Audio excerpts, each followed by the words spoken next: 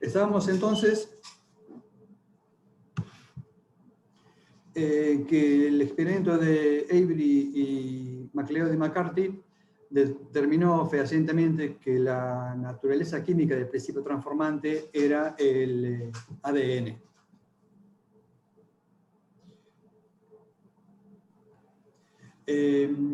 Poquitos años después, 9 años después de la confirmación de que el ADN es finalmente el material hereditario contra todas las apuestas que había respecto de que fueran las proteínas, Watson y Crick publican en 1953 su modelo tridimensional de la estructura del ADN que le valió el premio Nobel en la siguiente década.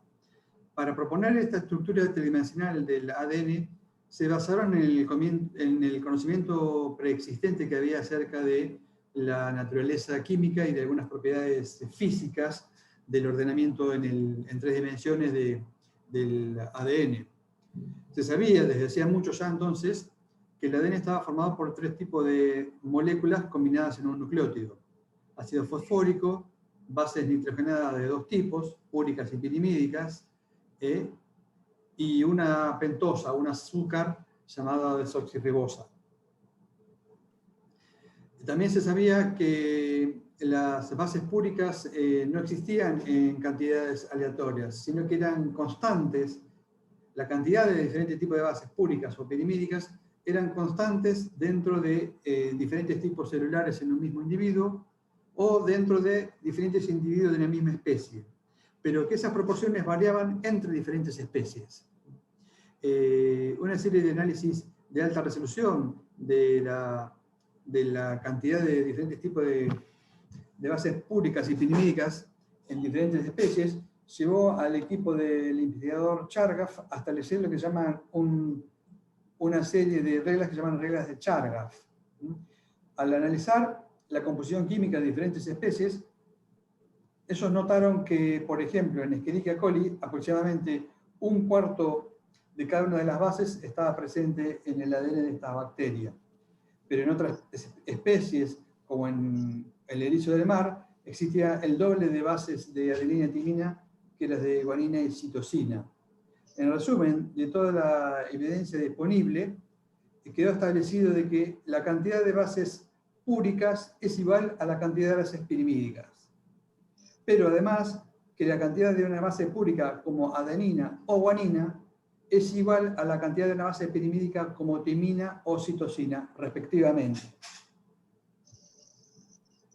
Finalmente, Watson y Crick tuvieron acceso a información no publicada que había sido generada por Rosalind Franklin, una investigadora que no participó de la publicación, pero que hizo un aporte muy importante al entendimiento de esa estructura, y que tampoco fue reconocida en el premio Nobel en la década 60 porque ya había muerto, muy joven. Rosalind Franklin era cristalógrafa. La cristalografía intenta reconstruir el arreglo en 3 dimensiones de los átomos que forman una molécula, y eso se hace mediante la difracción de rayos X. Se logra una sustancia ultrapura, se la hace cristalizar y se la bombardea con rayos X, y se estudia el modo en que los rayos X difractan, es decir, chocan contra la molécula blanco y se reparten en 3 dimensiones. Y esa dispersión queda registrada en una placa sensible, una placa fotográfica o una placa de rayos X. Del estudio de los experimentos de Rosalind Franklin quedaba claro que la molécula de ADN era fibrosa, en el sentido que era muy larga y relativamente estrecha, que tenía una longitud muy considerable respecto de su diámetro, y de que el arreglo de los átomos parecían tener un patrón en espiral, como una escalera de caracol. De la conjunción entonces de estas 3 fuentes de información, Watson y Crick propusieron un modelo tridimensional en el que el ADN estaba formada por 2 filamentos antiparalelos y complementarios, que hay un esqueleto externo de fosfato y de desoxirribosa, al interior del cual se ubicaban apareadas y cumpliendo la regla de Chargaff las bases nitrogenadas. Allí donde había T en un filamento, había una A en el complementario. Donde había una C o una G en uno, había otro en el otro. ¿Para qué? No puedo aceptar a...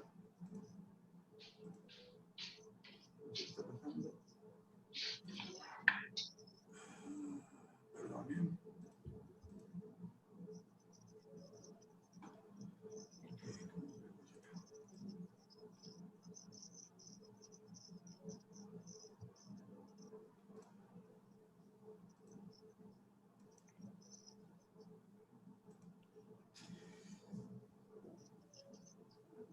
Aquí viene entonces la doble hélice de Watson y Crick hacia la izquierda y un modelo planar, aplanado, sobre la derecha. Ven entonces que por fuera tenemos una alternancia de grupos fosfato y las pentosas en azul, y hacia el interior las bases nitrogenadas apareadas con la complementaria de la otra cadena. Aquí se ve mucho mejor el gráfico. Cada uno de los filamentos que hace una cadena de ADN está resaltado como si fuera una flecha de color gris o celestito. Y se denota que son antiparalelas. Antiparalelas significa que, aunque son paralelas, corren en sentidos opuestos. Si podemos designar un extremo como cabeza y el otro cola, los dos filamentos están puestos en sentido inverso respecto del otro. Donde uno tiene la cabeza, el otro tiene la cola. Por fuera vemos la alternancia entonces de los grupos fosfato y las pentosas. Los círculos anaranjados son los grupos fosfato, que están unidos a los carbonos 3' y 5' de las pentosas adyacentes. Entonces, por fuera se alternan fosfato, pentosa, etc. Y del carbono 1 de la pentosa se une una base nitrogenada, que está apareada con la otra en la hebra complementaria. Y ambas bases nitrogenadas se mantienen apareadas entre sí por la existencia de lo que se llaman puentes hidrógeno. Son fuerzas débiles que hacen que un átomo de hidrógeno sea compartido entre otros átomos de mayor tamaño, como oxígeno o nitrógeno. Es un vínculo muy débil, pero que, repetido millones de veces a lo largo de la molécula, le da mucha estabilidad. Es un vínculo tan débil que calentando el ADN a 95 grados lo destruyen. Pero ese calentamiento no destruye los otros vínculos entre átomos en la cadena. Entonces, la estructura básica de los ácidos nucleicos son los nucleótidos. Existen en cada ácido nucleico, sea el ADN, sea el ARN, existen 4 tipos de nucleótidos distintos. Y todos comparten el hecho de tener una base de ácido fosfórico, un azúcar de 5 carbonos, que será una ribosa en el ARN y una desoxirribosa en el ADN, y una base nitrogenada. Las bases nitrogenadas son la única parte variable de los nucleótidos. Y cada familia de ácidos nucleicos tiene solo 4 bases nitrogenadas distintas. Son adenina, guanina, citosina y timina en el ADN, y son las mismas en el ARN, excepto que se reemplaza la timina por el uracilo.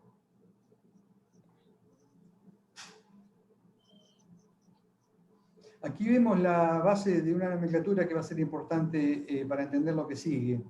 En las moléculas orgánicas que forman ciclos, los átomos que forman los vértices reciben una nomenclatura muy particular. Aquí vemos, por ejemplo, en la adenina, que hay un ciclo de 6 átomos que tienen la numeración de 1 a sexto, siguiendo la manecilla del reloj. Y lo que más nos interesa es en realidad la pentosa. El carbono 1 de la pentosa es el que se conecta con la base púrica. El carbono 2 de la desoxirribosa lleva solo un átomo de hidrógeno. Si aquí hubiera un oxidrilo, como pueden ver en el 3, esto sería una ribosa. La ausencia del oxígeno hace que la llamemos desoxirribosa. El carbono 5 es el único que está por fuera del ciclo y es el que se conecta con el fosfato. Los fosfatos se unen por el carbono 5 y por el carbono 3 a la que está arriba o abajo. Resumiendo entonces, carbono 1 es el que se une con la base nitrogenada, carbono 5 se une al grupo fosfato, y el carbono 3 es el que se une también con el otro fosfato.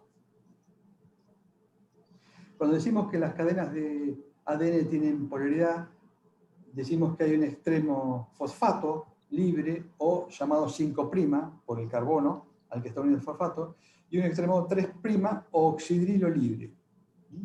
Las moléculas de ácidos nucleicos solo pueden crecer por el extremo 3'.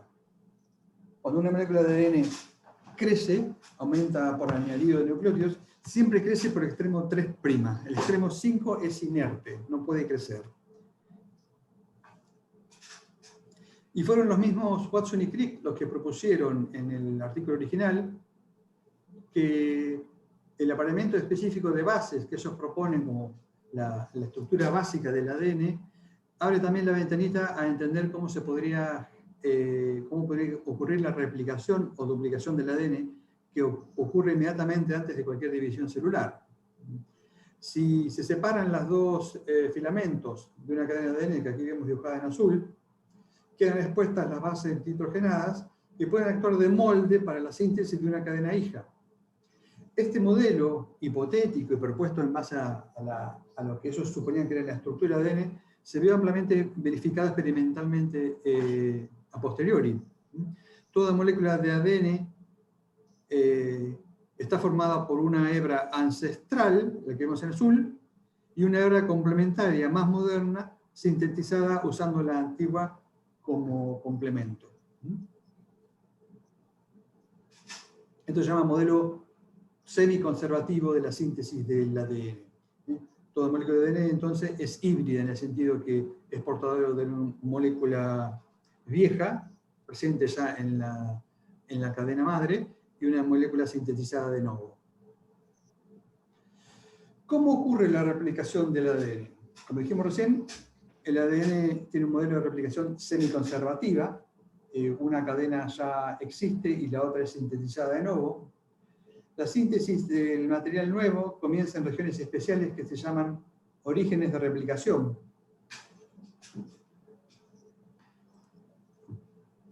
Y la síntesis de ADN se origina a partir de pequeños segmentos de ADN que se llaman primers o cebadores. La elongación de la cadena de ADN siempre ocurre en sentido 5' a 3'. Para la síntesis de ADN se emplean desoxinucleótidos, trifosfato, que se llaman DNTPs. La replicación es continua en la cadena adelantada y discontinua en la retrasada. La nueva cadena de ADN sintetizada es antiparalela y complementaria a la cadena molde. Entonces, repasando lo que acabo de contar, la cadena de ADN solo puede crecer por el extremo oxidrilo libre, el extremo 3'. La figura que ven arriba es un nucleótido de desoxiadenina, uno de los nucleótidos que forma parte de los ácidos nucleicos, ¿sí? El átomo de la molécula de fosfato, la pentosa en amarillo y la base nitrogenada adenina en azul. Abajo ven un desoxinucleótido trifosfato. Este es el insumo que se utiliza durante la síntesis del ADN. Moléculas como esta, que tienen 3 moléculas de fosfato y después que son idénticas al nucleótido de desoxiadenina, son las que son empleadas durante la síntesis. Aquí tienen un esquema donde ven la cadena que está en crecimiento, el añadido de un nucleótido trifosfato, que originalmente está formada por 3 moléculas de fosfato. Hay una escisión química aquí que libera una enorme cantidad de energía que es aprovechada para generar el vínculo con la cadena en crecimiento. Las burbujas u horquillas de replicación son los lugares en el ADN donde ambas hebras son separadas por la acumulación de ciertas proteínas. Esa separación permite que se introduzca una enzima que se llama helicasa, que rompe la hélice, rompe los puentes de hidrógeno justo por delante de la horquilla. Esa ruptura por separación de puentes de hidrógeno permite la unión de proteínas de cadena simple que impiden que la cadena vuelva a unirse sobre sí misma. Y la topoisomerasa o girasa es una enzima que cuando se forma la burbuja de replicación corta unas cadenas, permite que gire libremente y la vuelve a unir para disminuir la tensión acumulada. La primasa es una polimerasa de ARN que sintetiza un primer observador, que es un fragmento pequeñito de ARN que es complementario a una porción de la cadena ADN y que provee un extremo libre oxidrilo para que trabaje la polimerasa 3. La polimerasa 3 de ADN, utilizando un filamento como molde, añade nucleótidos complementarios por el extremo oxidrilo libre de una cadena doble, aunque esté formada parcialmente por ARN. La polimerasa 1 reemplaza los ribonucleótidos del cebador por ribonucleótidos, y la ligasa finalmente es la que permite la unión de los extremos 5' y 3' en la cadena retrasada. Esto lo vamos a ver en los dibujos que siguen. Dijimos que existe una cadena adelantada y una cadena atrasada durante la síntesis de ADN. Eso es así porque las moléculas son antiparalelas. Cuando se separan los dos filamentos del ADN y se crea la burbuja de replicación, se genera lo que se llama un primer, un pequeño cebador de ARN en ambas cadenas. Pero uno de estos cebadores da origen a la síntesis continua de ADN en la llamada cadena adelantada. A medida que la burbuja de replicación se corre hacia la derecha, como vemos aquí, esta cadena continúa creciendo en forma continua. Mientras que en el filamento opuesto, el primer primer se genera cuando recién se abre la cadena y se puede generar una pequeña cadenita de ADN. A medida que se sigue separando, queda más filamento de ADN expuesto, hay que generar un nuevo primer de ARN y un pequeño fragmento de síntesis que choca con el anterior. Estos fragmentos, formados por una fracción de cebador de ARN y la cadena recién sintetizada de ADN, se llaman fragmentos de Okazaki. Aquí podemos ver el proceso en forma completa. Esta es parte de una horquilla que ya empezó a crecer. Está fuera de la imagen, no se ve, pero hay un primer en la cadena adelantada, que en esta imagen está abajo, y esta cadena adelantada está creciendo hacia la horquilla, mientras que en la horquilla, en la zona recién expuesta y en la cadena retrasada, se acaba de sintetizar un primer de ARN, que lo ven en rojo y ondulado. Ese extremo 3' del primer es el que usa la polimerasa 3 de ADN para sintetizar un nuevo segmento de ADN.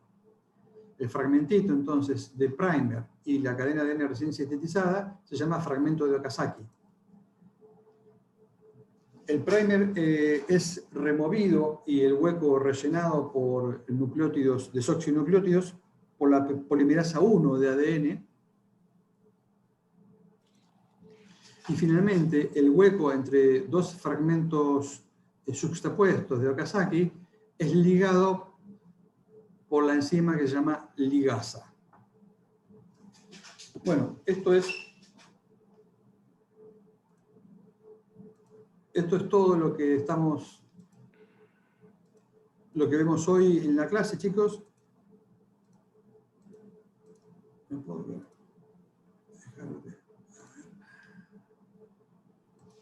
Acá está.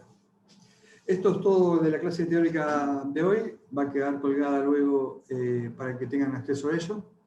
Y siempre traten de llegar a la teórica habiendo leído de algún libro lo que vamos a ver en la clase del día, para que sea más fácil la comprensión de lo que hablamos. Bueno, quedamos para el viernes que viene. Nos vemos entonces.